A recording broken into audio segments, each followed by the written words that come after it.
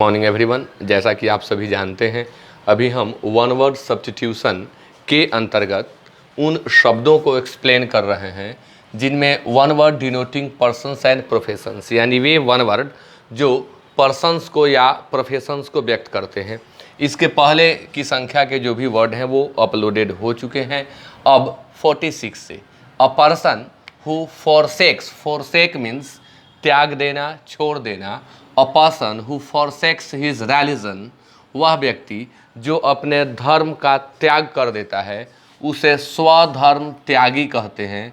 स्वधर्म त्यागी इंग्लिश में रेनिगेड कहा जाता है। Next one is a person without manner और पॉलिश, वह व्यक्ति जिसमें मैनर न हो, जिसका व्यवहार पॉलिश्ड न हो, उसे रस्टिक कहते हैं, यानी गंवार। गंवार यानी जो व्यवहार कुशल न हो, जिसे तौर तरीके का ज्ञान न हो, उसे रस्टिक कहते हैं। Next one is a person who plays a game for pleaser and not professionally, अगर कोई व्यक्ति किसी गेम को पेशे के तौर पर खेलता है तो वह प्रोफेशनल प्लेयर होता है या वह प्रोफेशनल कहा जाता है। लेकिन शौकिया तौर पर किसी काम को करता है या खेल को खेलता है तो उसे अमेचर कहते हैं। इसका हिंदी होता है शौकिया, यही अगर उसका पेशा होता तो प्रोफेशनल कहते।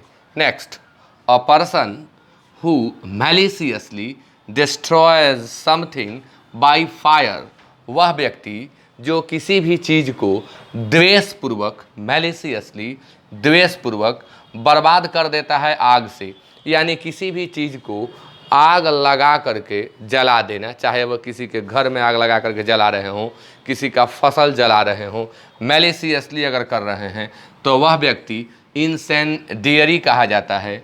अर्थ होता है दाहक। अब इसका एक और प्रयोग है, अगर कोई अपने बात से भी आग लगा देता है, ऐसे भी लोगों की खूबियाँ होती है, लोग अपनी बात से भी आग लगाने का काम करते हैं, तो उन्हें भी इंसेंडियरी कहा जाता है। Next one is a person who rarely speaks the truth, वह व्यक्ति a person who rarely speaks the truth, वह व्यक्ति जो शायद ही कभी सत्य बोलता हो, उसे लायर कहते हैं।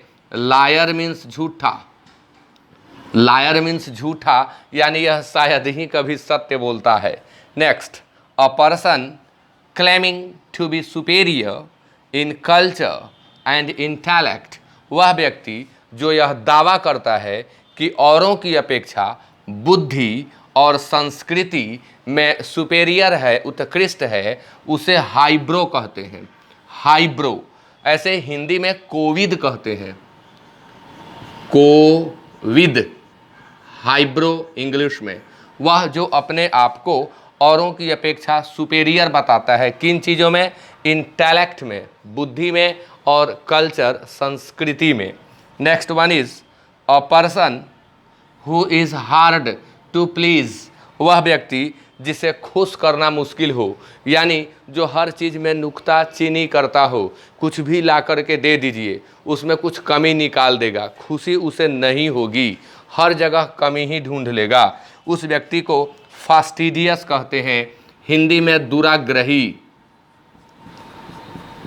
दुराग्रही, fastidious. And 53 is a person filled with excessive and mistaken enthusiasm, वह व्यक्ति जिसके अंदर बहुत अधिक, यानी कहें अति उत्साह हो और वो गलत हो, मिस्टेकन में, यानी गलती से उसके अंदर उतना उत्साह, ज़ील या इंथुसियाज्म भर गया हो, उस व्यक्ति को फैनेटिक कहते हैं।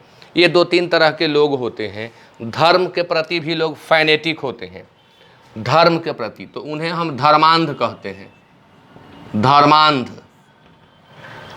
कुछ लोग राजनीतिक दलों के प्रति भी धर्मांध होते हैं, यानी कट्टर कहें उनको, जो एक ही दल को बेस्ट मानते हैं और वो चाहे जो निर्णय ले हमेशा उसी के साथ सपोर्ट में लगे रहते हैं, तो वो व्यक्ति भी फैनेटिक हैं, धर्मांध या कट्टर, पॉलिटिकल पार्टी का सपोर्टर या किसी धर्म का supporter. Next, a person holding a scholarship at a university, वह व्यक्ति जो यूनिवर्सिटी में स्कॉलरशिप छात्रवृत्ति का देख रेख करने वाला, यानी जो उसका अध्यक्ष होता है, जिसके हाथों छात्रवृत्ति दी जाती है, वह बरसर कहलाता है, कोषाध्यक्ष, कोषाध्यक्ष। इसे हम कम शब्दों में ट्रेजरर ऑफ ए कॉलेज या ट्रेजरर ऑफ अ यूनिवर्सिटी भी कहते हैं। ट्रेजरर ऑफ अ कॉलेज या ट्रेजरर ऑफ अ यूनिवर्सिटी।